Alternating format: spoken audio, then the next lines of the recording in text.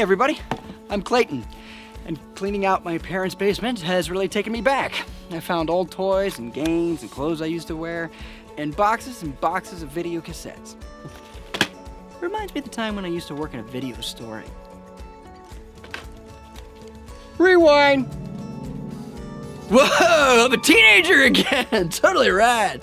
Okay, so like when I used to work here, I had a very special responsibility. It was my job to go around the store looking for customers who looked lost or confused.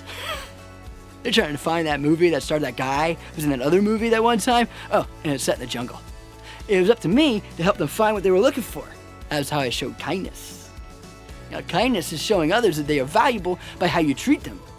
I mean, just think about it. If I weren't there to help them, the customer would just walk around aimlessly for hours, unable to find that movie with that monster who came from Mars. It was Venus. Or Iowa. I could make their day just by listening and leading them to the right shelf. But the video store isn't the only place where you'll find people who seem confused and all alone. As you'll hear in today's story, there are lots of those kind of people who need kindness. Hey, it's been real and all, but it's time to go back to the future!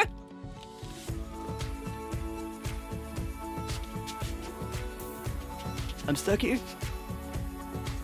Bogus.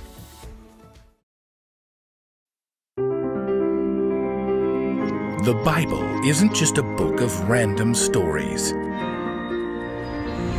It's 66 different books that come together to tell one story. An incredible one about God's love for us. And now for an amazing story, inspired by the book of Matthew, chapter 25, verses 35 to 40. Mariana zipped up her coat and wrapped her scarf 3 times around her neck as she stared outside at the icy sidewalk. I can't believe they didn't cancel school. Mariana's mother searched for her car keys in her purse. The roads are clear, sweetie. Mariana pulled on her boots. They were a deep purple with shiny silver buckles. At least I've got a reason to wear my new boots. Don't forget, you'll need to take the bus this afternoon. Oh, the bus always smells like feet. Why can't you pick me up? I'll be at the shelter. They need extra volunteers with the cold and so many people coming in. Great. Help everyone else but me. What was that? Nothing. Regina raised an eyebrow and just pointed to the small framed poster near the door. It had been there for as long as Mariana could remember. Yeah, okay, I know. Read it anyway. Mariana stepped closer to scan the words, a Bible passage from Matthew. I was hungry, and you gave me something to eat. I was thirsty, and you gave me something to drink. I was a stranger, and you invited me in. I needed clothes, and you gave them to me. Anything you did for one of the least important of these brothers and sisters of mine, you did for me. Regina smiled. And who? It's Jesus talking. Helping people at the shelter is like helping him. I get it. Mariana knew the work her mother did to help homeless families at the shelter was important, but sometimes it just felt like it got in the way. Sighing, she shoved open the door and stepped out into the icy cold. At school, Mariana shrugged off her coat, and her friend, Felicity, she nudged her and pointed. Who's that? The seats were all empty, except for a tall, dark-skinned girl with close-cropped curly hair. She sat clutching her coat around her. It went well below her knees, but her feet were barely covered by a pair of sandals. Who wears sandals in the snow? Pretty sure that's a guy's coat. No one was talking to the girl. Mariana wondered if she should go over. Everyone dashed for their seats. Their teacher, Mr. Heisman, gestured to the new girl and then began sorting their test papers. This is Adama, and she comes from the Congo in Central Africa. The new girl managed a tiny smile, but Mariana could tell that all the curious stares made her nervous. I want you to make her feel welcome. Now, let's take a look at your math tests. Adama didn't say a word all morning. At lunchtime, she sat by herself, pulling out a single container from a plastic grocery bag. Mariana watched from her table where she sat with Felicity and all her other friends. I wonder what she's eating. Whew, whatever it is, I can smell it over here. Mariana giggled and made a face, but she could almost hear a tiny voice prompting, "How would you feel sitting all alone in a new place?" I bet it's what everyone eats where she's from.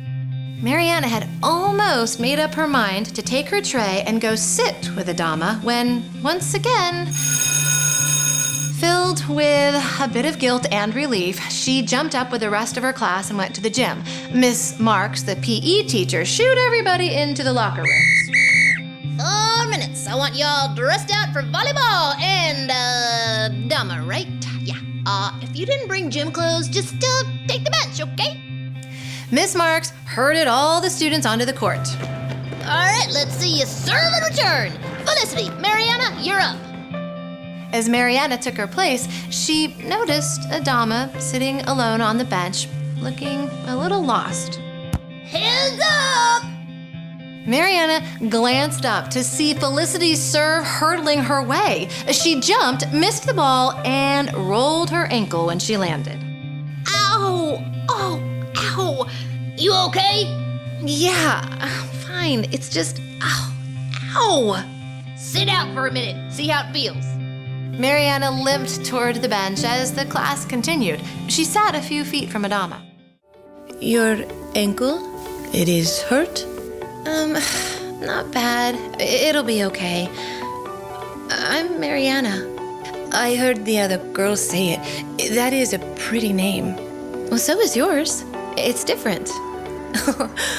Not where I'm from. What was it like? Your home? Very beautiful, but we had to leave when I was very young. My family, we were in a camp until we came here last week. Oh. Mariana glanced down at Adama's sandals. Is that why? The agency did not have shoes in my size. Mariana glanced down at her well-worn gym shoes, and she thought about her spiffy new boots. And her mind jumped to the words she had read just that morning. Anything you did for one of the least important of these brothers and sisters of mine, you did for me. Mariana took a deep breath.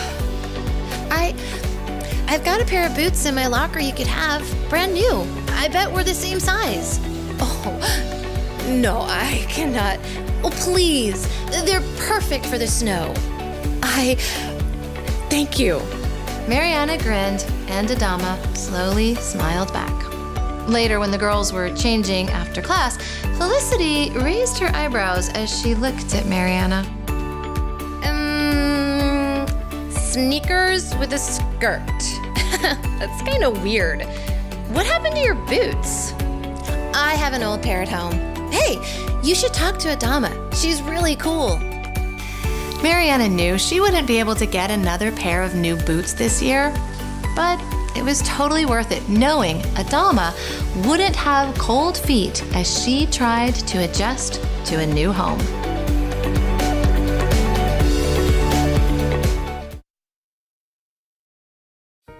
Okay, so try this. Rewind your life. Have you ever been overlooked? You know, like one of the hungry or cold or lonely people that Jesus was talking about? Or maybe you felt like everyone around you has someone to talk to except for you. In times like that, it always feels good when somebody steps out and makes a connection with you. Someone sits next to you at the lunch table, someone asks how you're feeling when you're having a bad day, someone offers to lend a hand when you could really use one. If those kind of things made you feel better, think of how your kindness can make others feel. But that type of kindness takes a little bit of work. You have to keep your eyes open. Sometimes you even have to go looking for people who are desperately in need of help. And when you find them, you can make their day just by listening and helping them meet their needs. So the one thing to remember today is this: be kind to people who are overlooked. Jesus said when you're kind to those people, it's like you're being kind to Him. So one way we can show Jesus how much we love Him is by loving people who need it the most. I could use some love right about now. Does anyone know how to time travel? Oh, I'm starting to get zits again. This is like when that movie with that girl who made that machine that took her back in time to the place with all those creatures who did all that crazy stuff. That was a good movie. Oh, I see a customer.